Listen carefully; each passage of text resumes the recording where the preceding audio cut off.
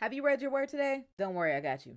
Let's get into this 60-second-ish Bible study. Today we are looking at Acts chapter 24, but specifically we're looking at verses 24 through 28.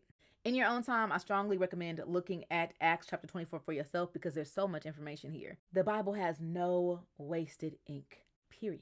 Now, when we're looking at Acts chapter 24, verses 24 through 28, we see a man named Felix. Felix is a governor, and he is in charge of the trial of Paul. But Felix ain't no good man, Savannah. Felix is a man who is definitely greedy. This man has 3 wives, okay? One of which left her husband to marry Felix. The tea, baby. Now, Felix had full control to release Paul from prison, but he decided to keep him there. Him and the wife that he took from another man came to visit Paul in jail, and they would have strong conversations with him about the way. Now, we know from reading Acts that the way means Christianity, believing that Jesus died for your sins. The way. So Felix and his wife that he stole would come over and talk to Paul. They would be so intrigued about the conversation with Paul until Paul started talking about righteousness and self-control and judgment. And then Felix got nervous. Felix was so scared. Felix was scared because he knew he was wrong. He knew he lacked self-control. He knew he wasn't righteous. He knew that one day there would be a judgment and he was scared of it. So what did he do?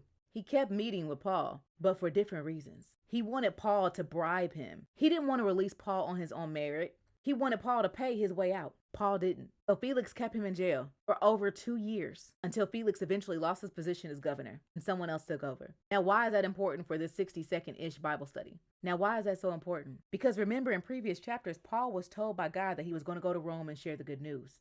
And that's exactly what he did. Even while he was in jail, even while he was in bondage, even while he was imprisoned, he was still sharing the good news. Prison didn't hold Paul back from sharing the good news. What we see here is many people are going to be open about discussing the Bible with you until it touches their lives personally, until you get to the heart of their issue, whether that is self-control, unrighteousness, or ultimate judgment. Now, although for us, sometimes we may take that personal because it is a level of resistance, but it's something for us to pray about. Pray for them. Pray for their understanding. Pray for their discernment. Pray that God keeps trying to reach them. Because obviously what you said was a trigger point. God is still working, still able to move. You planted the seed. Let God do the rest. Love you. Bye.